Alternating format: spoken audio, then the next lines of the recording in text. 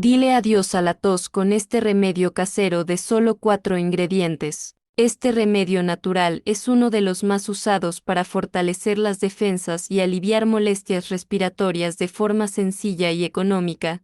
La combinación de cebolla, ajo, limón y miel crea un jarabe casero lleno de propiedades antibacterianas, antioxidantes y antiinflamatorias, ideal para el cuidado natural del cuerpo. Beneficios principales: ayuda a aliviar la tos y la congestión, fortalece el sistema inmunológico, combate bacterias y virus de forma natural, calma la garganta y reduce la inflamación. ¿Cómo se prepara?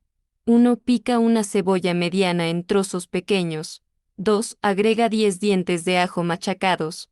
3. Añade una rodaja o el jugo de un limón. 4. Coloca todo en un frasco de vidrio. 5. Cubre completamente con miel pura. 6. Tapa y deja reposar 12 a 24 horas. El jarabe natural estará listo para usar. ¿Cada cuánto se toma? Adultos, una cucharada 2 veces al día.